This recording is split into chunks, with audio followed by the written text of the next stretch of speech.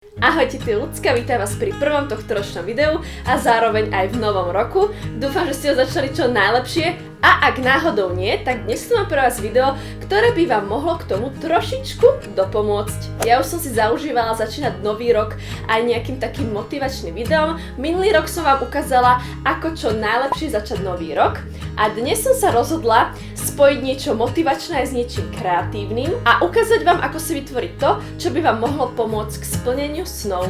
Častokrát sa ma ľudia pýtajú, ako som sa dopracovala tam, kde som.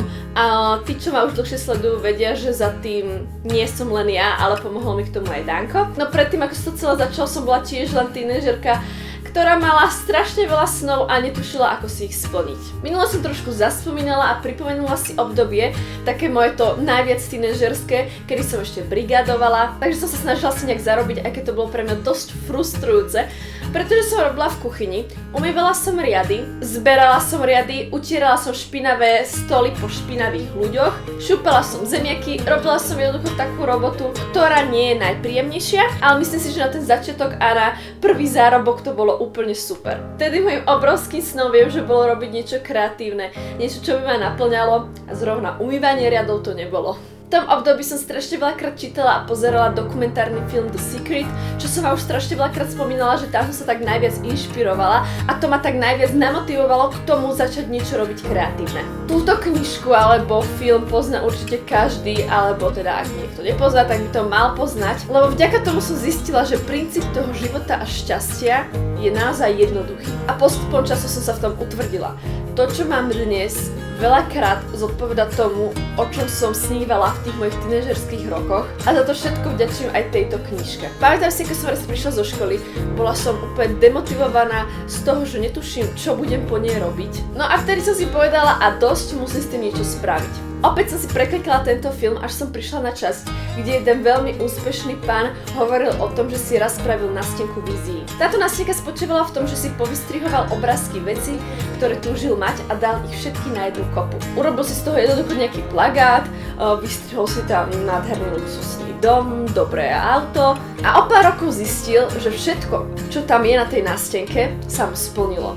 Na tú nástenku úplne zabudol, niekde ju zapatrošil a potom, keď sa opäť sťahovali do nejakého nového, lepšieho domu, tak ju objavil a dokonca ten dom, ktorý bol aj na obrázku, sa veľmi podobal na ten jeho súčasný. Ja tu mám šanón z mojich tínežerských rokov, kde som si aj kreslila rôzne kresbičky, ktoré nechcem ukazovať, lebo nie sú najkrajšie.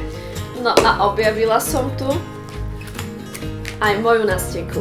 Nechcem vám to nejak detaľnejšie ukazovať, lebo sa za to celkom hanbím a zároveň by ste si tomu nechápali, pretože som tam dala obrázky a ich význam som chápala iba ja. No a po čom túži tínežer, ktorý brigaduje? Samozrejme zarobiť si nejaké prvé poriadne peniaze. Ja som túžila ísť na dovolenku, ktorú by som si zaplatila celú ja sama, keďže som už dosť dlho nebola pri mori, tak som si vystrihla a nalepila obrázok 500 eurovky, čo boli pre mňa v tom období úplne neskutočné peniaze, ktoré som asi nikdy nevidela ani po kope.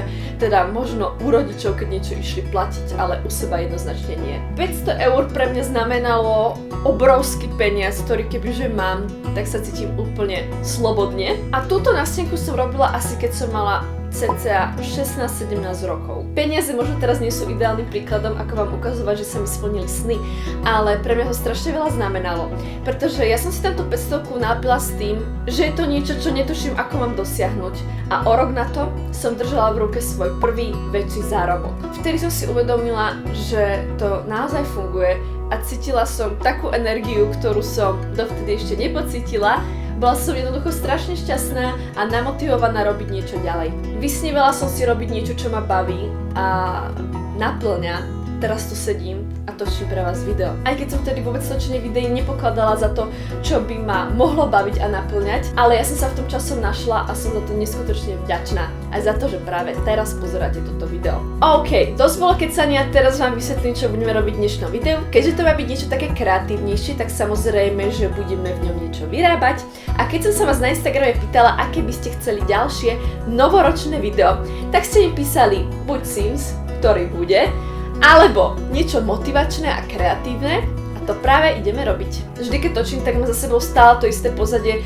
Už dosť dlhú dobu ma to celkom hneva, pretože som to chcela nejak tak trošku obmeniť. A hlavne, častokrát tam môžete vidieť tento obraz s Lilinkou, ktorý som dostala od Ninky, je úžasný, krásny, úplne ho zbožňujem. Ale už je podľa mňa dosť obkúkaný, takže som si povedala, že to ideme zameniť za niečo iné. Kúpila som si takúto železnú nástenku, na ktorú si môžete pripínať rôzne fotky. Ale ja som si povedala, že tam fotky pripínať nebudem. Budem tam pripínať obrázky rovnakým štýlom, ako som to robila, keď som bola tínedžerka a robila som si svoju nástenku vízií. Takže si tam spravím taký menší kutík mojich snov a cieľov na tento rok. Všetko to spravím na túto nástenku samozrejme a vy budete pri tom. Sama ešte tuším, ako to bude celé vyzerať, budem pri tom dosť improvizovať, no verím, že podobnú nástenku si vytvoríte aj vy a že sa vám bude páčiť. You know it still hurts a little bit, but not that much. Pri vytváraní nástenky vízií nie sú žiadne pravidlá. Môžeš to nechať len na svojej kreativite. Ale ja ti dnes ukážem, ako som postupovala pri tej mojej. Začala som so spísaním snov a cieľov na daný rok. Vytvorila som si zoznam, vďaka ktorému sa mi ľahšie skladali obrázky na nástenku. Na pekné inšpiratívne obrázky mám najradšej Pinterest. Mojím prvým tohtoročným predsavzatím je opäť aktívne začať cvičiť. Rok som chodila na box, no posledné mesiace som si zo zdravotných dôvodov musela dať menšiu pauzu. Angličtinu som vždy ovládala na lepšej úrovni, no za poslednú dobu mám pocit, že som pozabudala strašne veľa slovíčok a občas to lezie zo mňa ako z chlpatej deky. Mojím druhým cieľom je precvičiť si angličtinu kurzami. Všetky stiahnuté obrázky som si uložila do jedného priečinku a vo Photoshope vložila do polaroidového rámiku.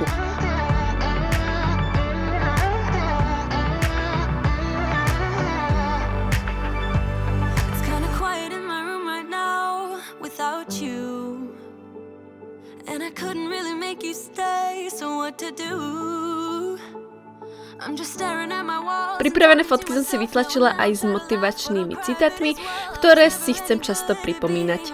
No a potom už bolo na rade strihanie.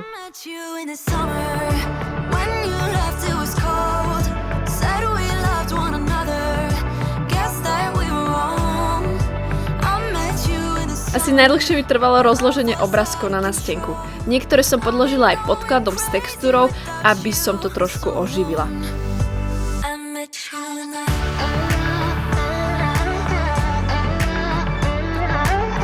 Celú nástenku som sa rozhodla ladiť do veľmi jemných farieb, aby to celé pôsobilo elegantne a nepreplacene. No a začala som s pripevňovaním. Fotky som ešte dozdobila a prichytila voši páskami.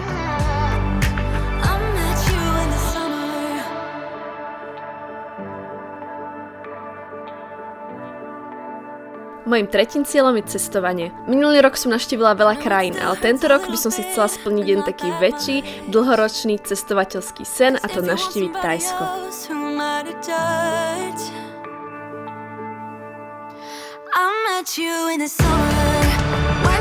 Posledné mesiace som úplne vynechala oddych a čas pre seba a tento rok sa to budem snažiť napraviť.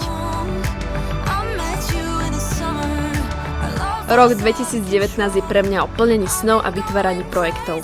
Na jednom už pár mesiacov pracujem, no keďže nič nechcem zakriknúť, nebudem vám zatiaľ o ňom hovoriť. A nerada hovorím o projektoch, ktoré nemám úplne dokončené.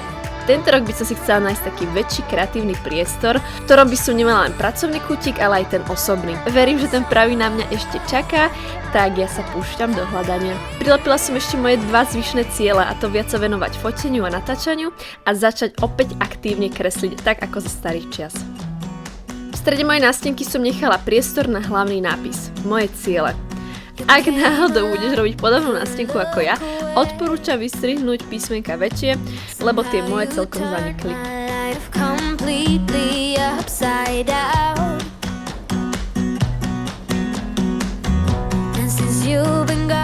Tak a prišiel čas na detaily. Nástenku som dozdobila malými nálepkami a strapcami. Tie som si vyrobila podľa návodu z Pinterestu. Nájdeš ich tam naozaj dosť a je to veľmi jednoduché. Zo zlatej folie som si vytvorila 4 malé strapčeky, ktoré dodali mojej nástenke ešte krajší look. No a čo by to bolo, ak by som vynechala svetielka? Voilà, a moja nástenka vízií je hotová. Teraz to najpodstatnejšie. Vyvesi nástenku na dostatočne viditeľné miesto, aby si mal cieľ neustále na očiach. A nezabúdaj, že k splneniu snov treba aj niečo spraviť. Posnaž sa urobiť všetko preto, aby boli realitou. A ty, aby si sa mohol alebo mohla pozrieť na nástenku o rok s úsmevom na tvári. Ak sa náhodou rozhodneš spraviť tiež nástenku vízií, nezabudni to dať na Instagram a označiť ma. Tak to by už bolo na dnes všetko. Verím, že sa vám dnešné video páčilo a ahojte. Yeah, your perfume that I still can stand, but